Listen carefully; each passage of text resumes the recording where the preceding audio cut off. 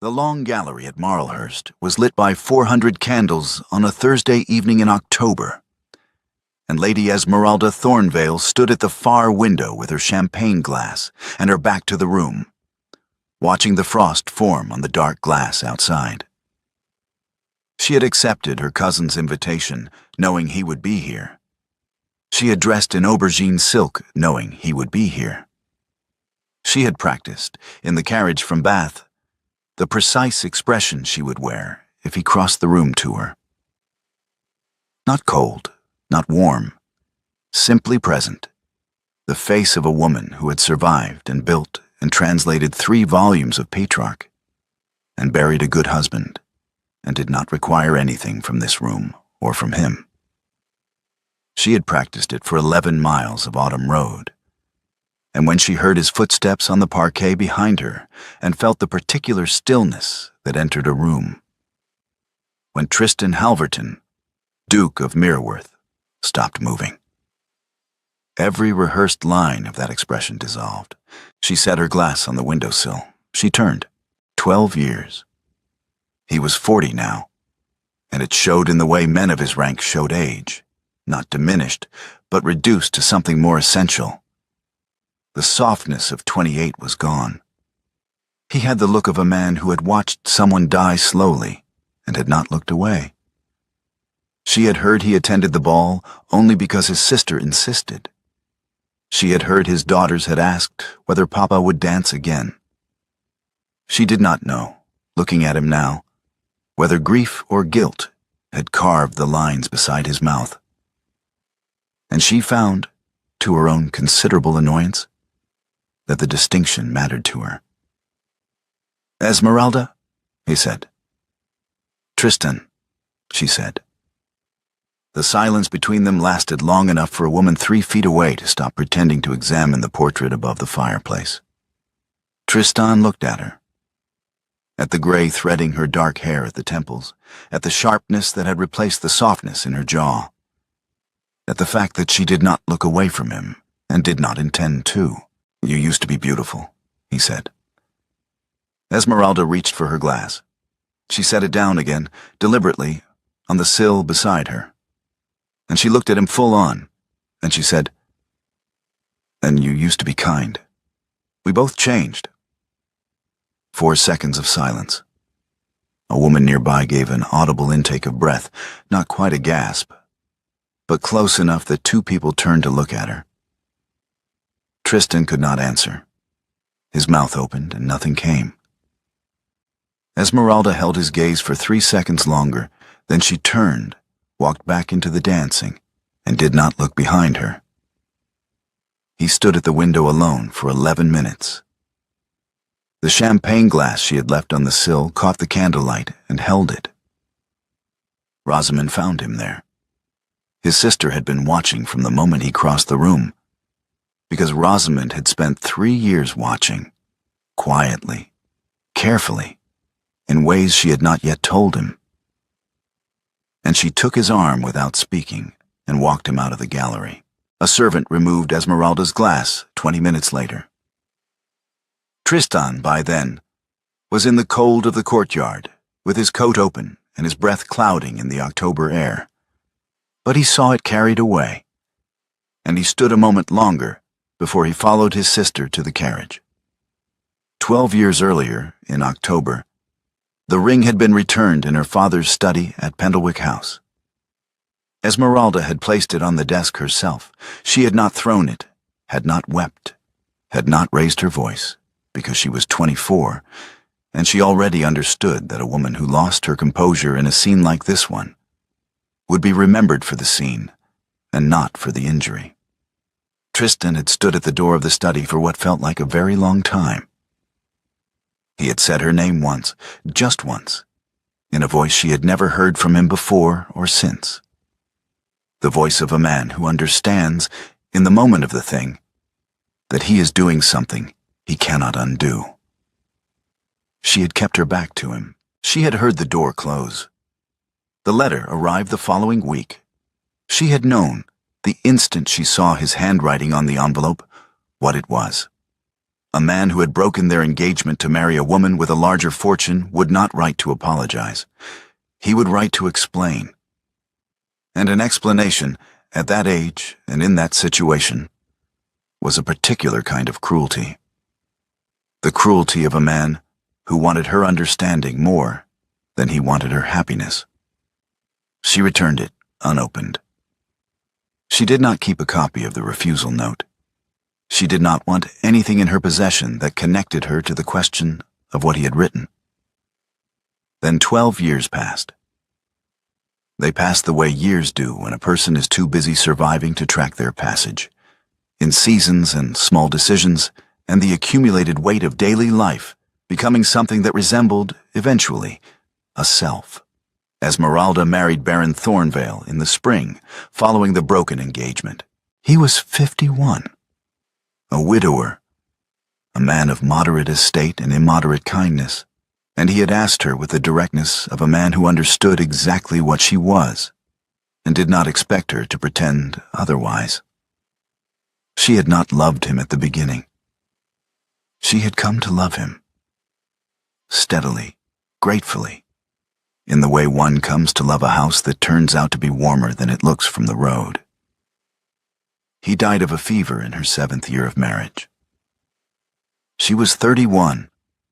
She buried him in May, and by September she had moved to the dower house outside Bath. And by the following spring she had published her first translation under her own name, and begun the Thursday Salon that would become, over the next 5 years, the most quietly influential literary gathering in the west of England. Tristan married Honora Caulfield 6 weeks after the broken engagement. The county called it duty. The county was not wrong. Honora's dowry had saved the Mereworth estates from a debt that had been quietly accumulating for a decade. And Tristan had known, when he broke the engagement, exactly what he was choosing and why. What the county did not know was what 11 years of marriage to Honora had done to him. She was not unhappy. She was not warm in the way Esmeralda was warm. She was careful, precise, a woman who managed a household and a reputation with the same meticulous attention she gave to everything she touched. She had given him 2 daughters, Beatrix and Cecily, and she had given him 11 years of a life that was, by every external measure, a successful marriage. What it had given him internally was more complicated, and more honest, and more costly than he had expected. Honora died 14 months before the ball at Marlhurst, in March, after a decline of 2 years that had been slow enough to prepare him, and sudden enough at the end to undo the preparation entirely. The morning after the ball, Esmeralda sat at her cousin's writing desk in the guest room at Marlhurst and composed her refusal of the dinner invitation she knew Tristan would send. She wrote it in 3 sentences, in her clearest hand, and sealed it before she had her tea. The refusal arrived at Mereworth House by noon. Tristan had not yet written the letter. What neither Tristan nor Esmeralda knew, what no one in that county knew, was that his sister Rosamond had been writing to Esmeralda for 3 years. Not about Tristan, not at first. About books, about the translations, about a question Rosamond had about a Kalana poem she had read and could not fully understand. Esmeralda had answered, and then Rosamond had answered her answer, and over 3 years of quiet correspondence they had become, carefully and without announcement, something approaching friends. Rosamond had never mentioned the letters to her brother. Esmeralda had never mentioned them to anyone. But on the morning after the ball, reading Esmeralda's 3-sentence refusal of a dinner that had not yet been offered, Rosamond sat with the letter for a long time, and then set it aside without forwarding it. Because she had been watching for 3 years, and she understood something that neither Tristan nor Esmeralda was yet willing to admit. 6 weeks after the ball, Esmeralda attended the Christmas assembly at Marlhurst. She did not avoid it. The decision not to avoid it was itself a decision, and she made it clearly, without pretending to herself that it was simply a matter of proximity or social obligation. She dressed in green this time. She arrived with her cousin and her cousin's husband, and she danced the first 2 sets, and she did not look for him. Tristan came with Rosamond. He did not approach Esmeralda all evening. He danced with his sister once and stood near the fire for the rest of the night. And when Esmeralda moved through the room, she was aware of where he was, with the particular awareness one develops for objects that have the potential to cause damage. Not fear exactly, but attention. At the close of the evening, on the staircase, she dropped her glove. It fell from her wrist at the second step from the bottom, and she heard it land, and she did not need to turn to know that he was behind her. She turned anyway. He had already bent to retrieve it. He straightened and held it out, his hand at the cuff, the pearl buttons toward him. And she reached for it, taking the fingers of the glove in her own fingers, and for 3 seconds they both held it. Their skin did not touch. The kid skin of the glove was between them, and the distance was 3 inches and 3 seconds and 12 years. And then she said, "Thank you," and continued down the stairs without looking back at him. He did not watch her go. He had promised himself he would not, and he kept the promise, and he stood at the top of the staircase, holding the shape of the glove's warmth until Rosamond appeared at his elbow and said quietly that the carriage was ready. Both of them understood, driving home in separate carriages through the December cold, that the county was too small for permanent avoidance, and that avoidance, in any case, was not quite what either of them was practicing anymore. Rosamond proposed the correspondence in January. She wrote to Esmeralda directly, "My brother wishes to write to you. I have told him I will ask whether you are willing to receive letters. I have told him nothing else." Esmeralda read the letter twice, then wrote back, "I will receive them. I will not answer them directly. If I have anything to say in return, I will say it through you." Rosamond relayed the terms. He agreed without argument. He wrote on Tuesdays. The letters were not declarations. She had braced herself for declarations, for the elaborate epistolary apology of a man who had spent 12 years composing it in his head. And she found instead that he wrote about his daughters. Beatrix had asked at breakfast whether stars moved or whether the earth moved, and the stars only appeared to. And Tristan had not known the answer, and they had spent the evening with a celestial atlas, trying to work it out together. Cecily had made a drawing of the orangery in February light that was, he wrote, better than anything he could have done at 8. And he was not saying this because she was his daughter. He was saying it because the perspective was genuinely unusual, and he did not know where she had learned it. He wrote about what he was reading. He had been working through a translation of Dante. Not Esmeralda's translation, he noted carefully, but an older one. And he had a question about a particular passage in the Purgatorio, if she was ever disposed to answer it. She read every letter. She answered none of them directly, but she found, on the Tuesday afternoons when the letter had not yet arrived, that she checked the hall table more than once. Lady Millicent Caulfield's letter came on a Wednesday in the 3rd week of February. Millicent was Honora's elder sister, 52, precise, a woman whose grief had taken the form of vigilance rather than dissolution. She did not write in anger. That was the first thing Esmeralda noticed, reading it at her desk in Bath with the fire burning and the windows showing the gray February street outside. "I do not write to accuse you," Millicent had written. "I write as a woman who watched her sister spend 11 years making her husband into the man who now presents himself to you. Honora was not a dramatic woman.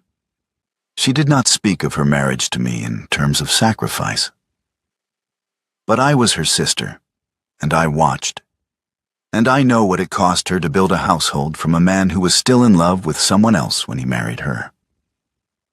I ask only this, that when you consider what is being offered to you, you understand at what price it was purchased, and by whom, and that she is no longer here to speak for herself.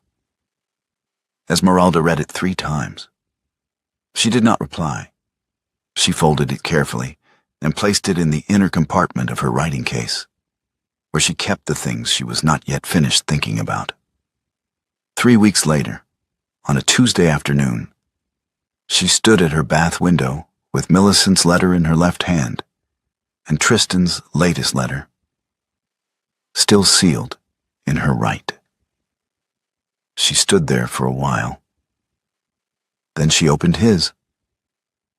The library at Mereworth was a room she remembered. She had been in it twice, at 23 and 24, in the early months of the engagement, when the house had seemed to her full of a future she was already beginning to arrange in her mind. The arrangement had come to nothing. The library had not changed much. The same walls of brown and gilt, the same smell of old leather and coal smoke, the same desk at the far end that had always seemed slightly too large for the room. She arrived in a hired carriage, which was itself a statement. Tristan was standing when she entered. He had been standing for some time, she thought, by the look of him. "I will not have tea," she said, before he could offer it. "And I will remain standing. You may sit if you wish." He did not sit. "Esmeralda," he began, "I owe you an apology that I've been composing for 12 years, and I am aware that 12 years of composition has made it worse rather than better. But I want to—" "I did not come for an apology," she said. He stopped. "I did not say I would not listen to one eventually," she continued. "But I did not come for that today. And if you begin there, we will spend the 10 minutes I have allotted you on the apology and nothing else, and that seems to me a waste of both our time. So, tell me what you want. Precisely." Tristan looked at her. He looked at her the way she had seen him look at the celestial atlas, she imagined, with the expression of a man who understood he was in the presence of something that required more precision than he currently possessed. He was quiet for 12 seconds. She counted them. "I want to court you," he said. "Not to reclaim you. I understand the distinction. I want to court you, to begin from where we actually are, which is 2 strangers who once knew each other, and to proceed from there, if you are willing to let me proceed at all." "And how?" she asked. "Do you intend to earn the standing to do that?" Another silence. Shorter this time, but more uncomfortable. "Or, I don't know," he said. "I don't have an answer to that. You would have to tell me." She studied him. The honesty of the admission, not performed, not strategic, simply the blunt acknowledgement of a man who had run out of strategies, was, she found, au fait de vibes, more unsettling than any prepared speech would have been. She had been prepared for cleverness. She had not prepared for this. She rose. She extended her hand, not to shake, but to indicate formally that the audience was concluded. He took her fingers briefly, bowed over them without kissing them, and released her hand before she withdrew it. The most formal touch possible between 2 people who had once been engaged to be married. And its formality was precisely what made the air in the room change when it ended.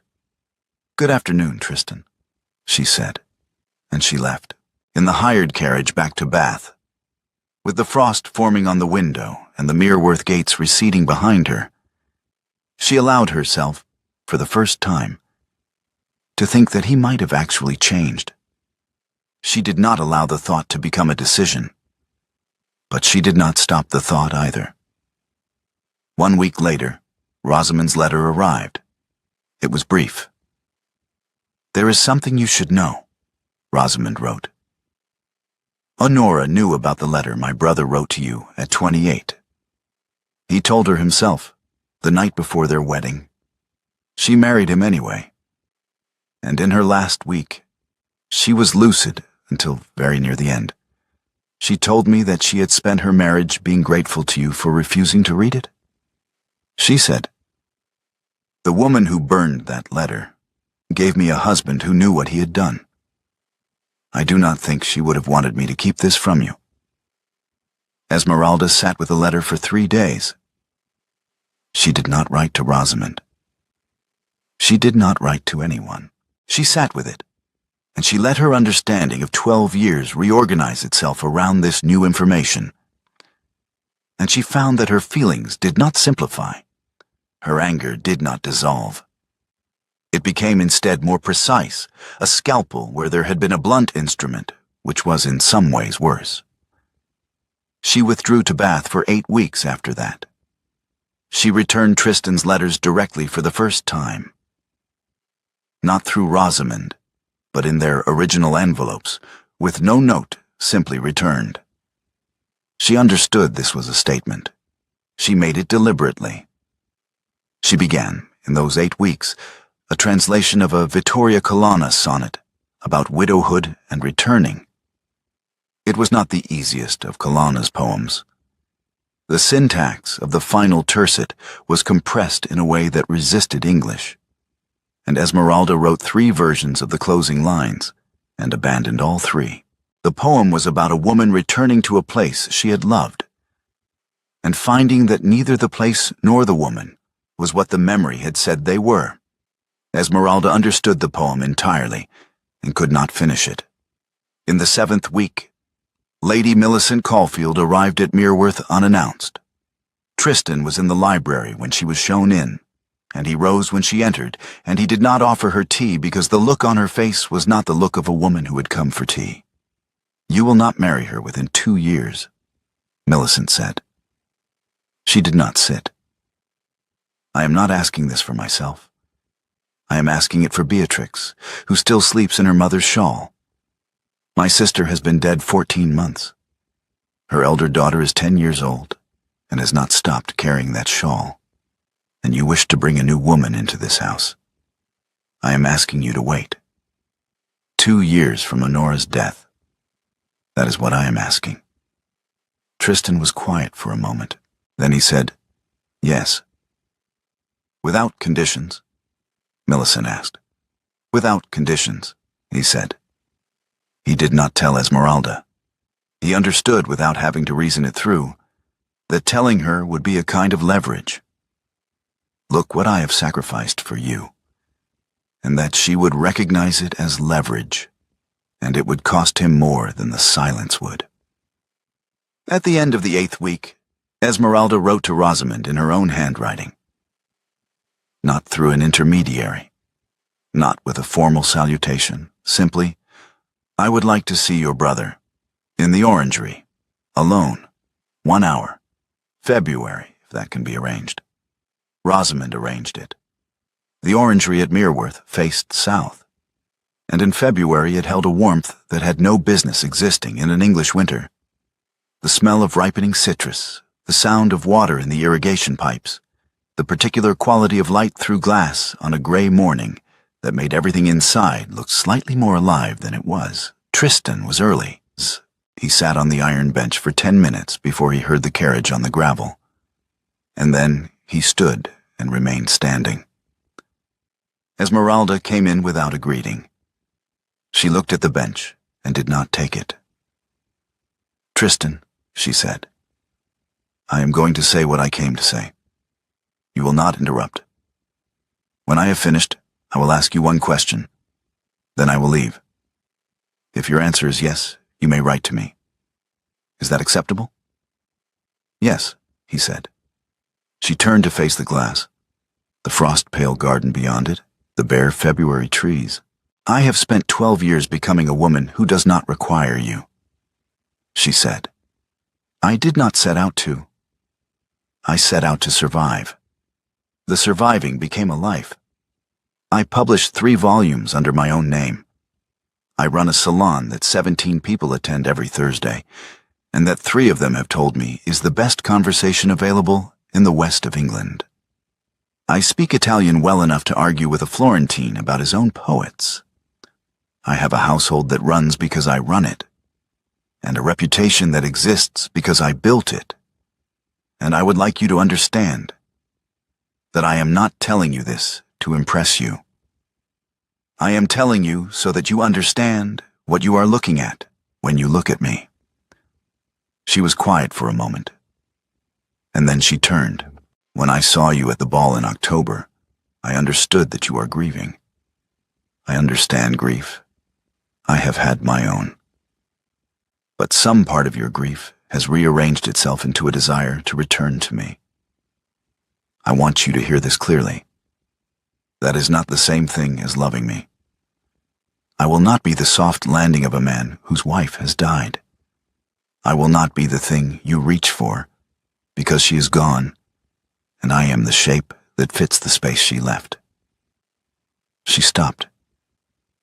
She looked at him steadily. Rosamond wrote to me about Honora, about what Honora knew and what she said in her last week. I have been sitting with that for 2 months. I do not hate you, Tristan. I am past the age when hate is efficient. What I am is finished. Finished with being the girl who loved you at 24. That woman is gone.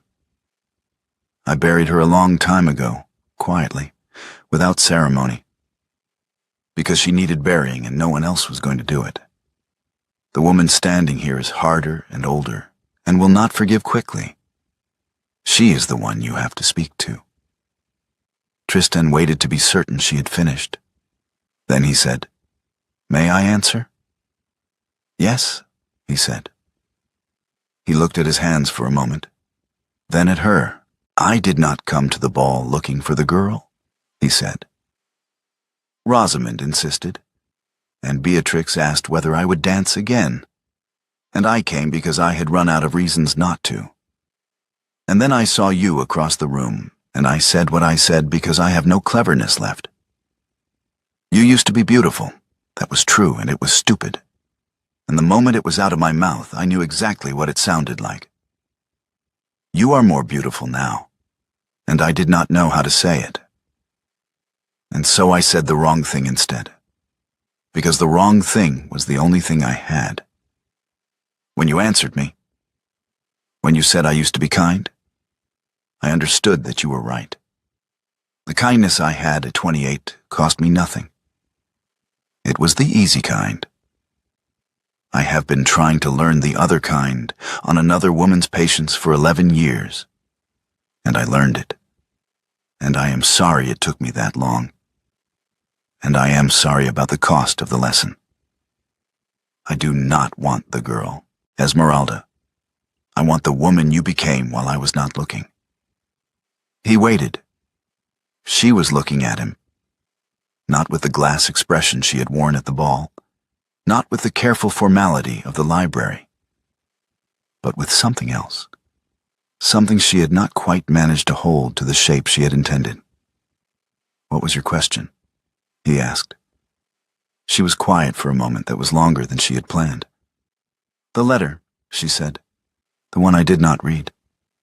Do you still have it?" "Yes," he said.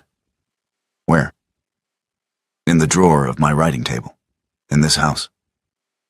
"Would you give it to me now, if I asked?" "Yes." "Without reading it first yourself?" "I have never read it," he said. "I wrote it at 28. I have been afraid to find out what that man said."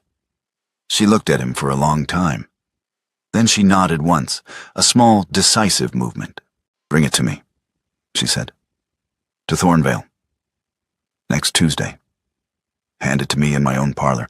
I will read it, or I will burn it in front of you. I have not decided which. You will not decide with me." "Yes," he said. "Goodbye, Tristan." She walked out through the orangery door into the February cold without her cloak.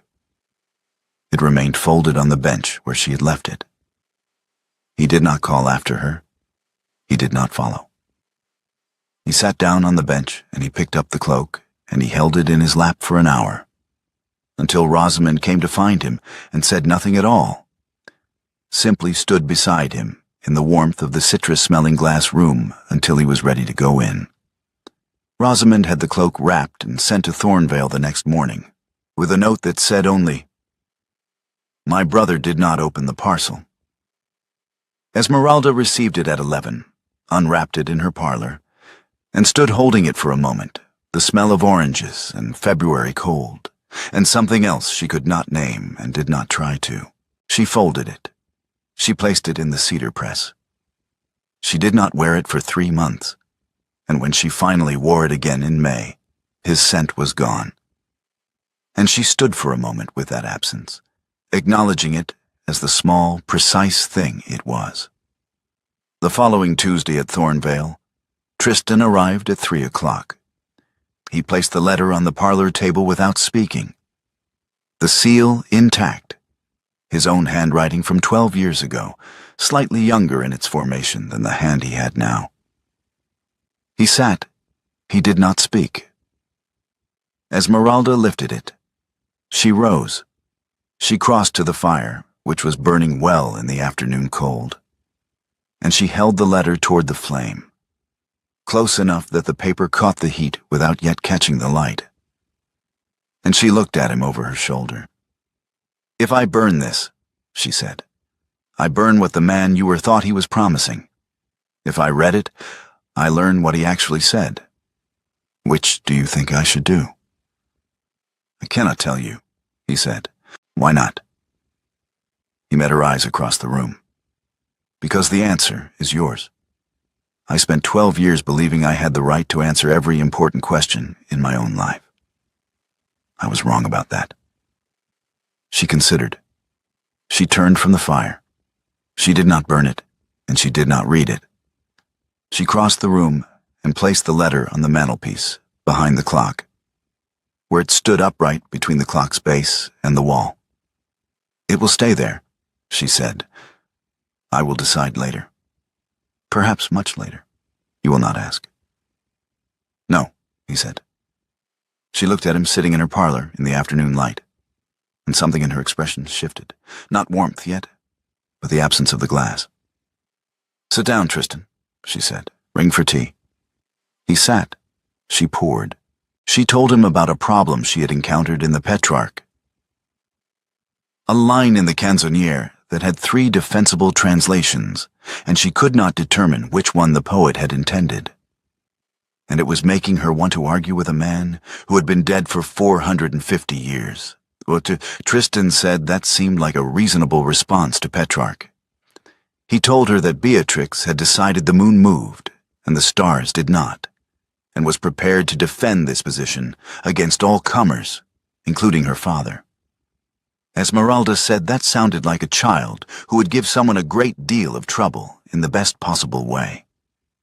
Tristan said yes. At 6 o'clock, she walked him to the door. She did not offer her hand. She did not refuse it. She watched his carriage pull away down the Thornvale Drive, and then she went back inside and stood for a moment in the hallway, looking at nothing in particular, before she went upstairs to change for dinner. In April, on a Thursday, Tristan rode from Mereworth without sending word ahead. He found her on the orchard walk at 4 in the afternoon. She walked there every Thursday when the weather permitted, and he had learned this from Rosamond, and he had not asked himself too carefully what it meant that he had learned it. She saw him coming along the path between the apple trees, and she stopped and waited. He stopped 4 feet from her. "Esmeralda," he said, "I would like to ask permission for one thing. I would like to kiss you. Once. Now. I will leave directly after. I will not presume anything from your answer." She looked at him for a long moment, the bare branches above him, the April light, the way he was standing with his hands at his sides, like a man who had decided not to reach for anything he had not been offered.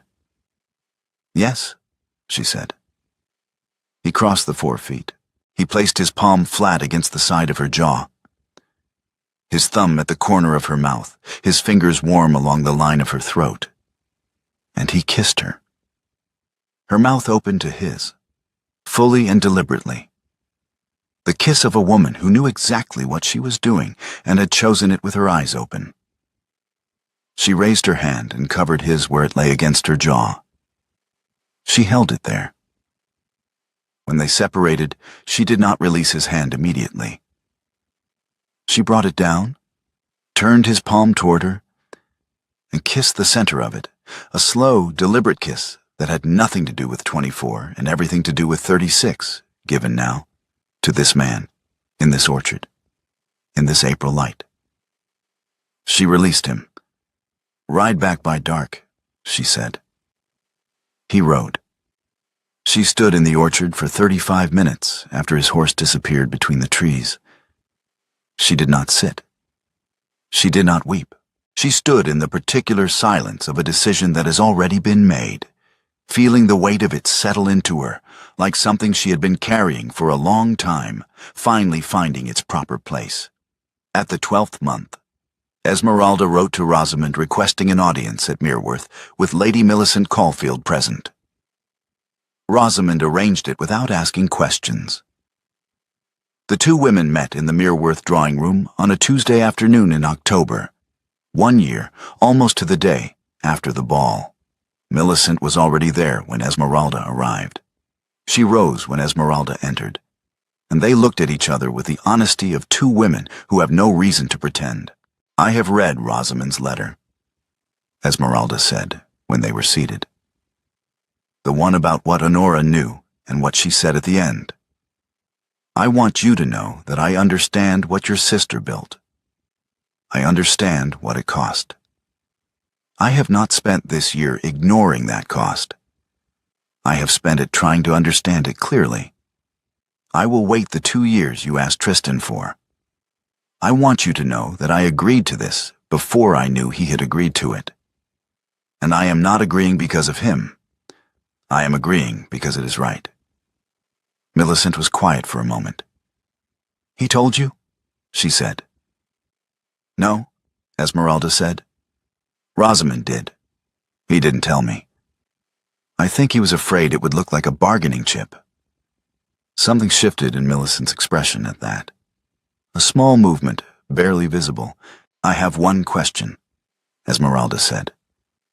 "When Beatrix is older, when she is old enough to ask about her mother in the way that children eventually ask, what do you wish me to say to her? Not about Honora and Tristan, about Honora herself. What you would want a woman who never knew her to tell her daughter." Millicent looked at her for a long moment. Then, for the first time since her sister's death, she wept, briefly, quietly, with the particular grief of a woman who has been holding herself together by force of will and has finally been given permission to set it down for a moment. She answered Esmeralda's question. She answered it fully and specifically, and Esmeralda listened without interrupting and did not look away. When they parted, they did not embrace.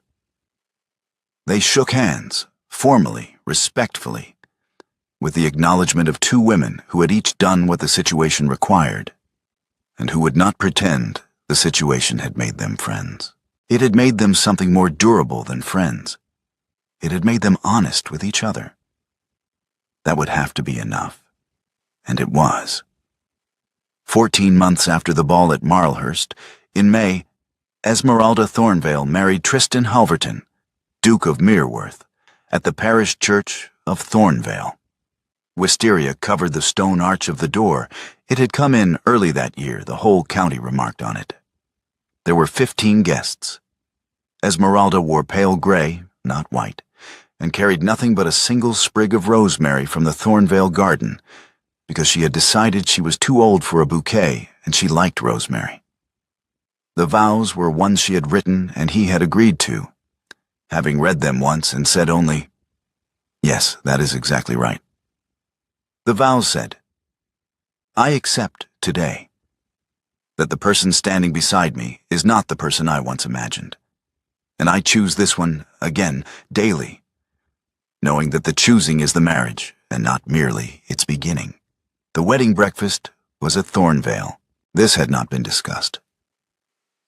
It had been understood, without a word said between them, that the life they were building would be built from her ground up, not from the ruins of a house she had never lived in.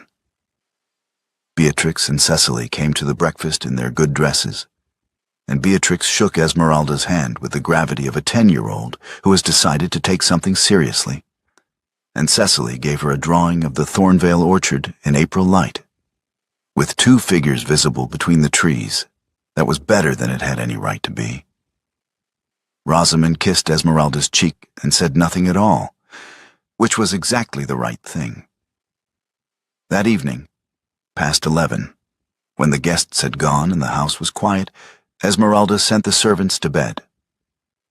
She lit the candles in the Thornvale library herself, the room where she worked, where the translations lived, where the writing table stood with its drawer and its lock. Tristan found her there when he came downstairs.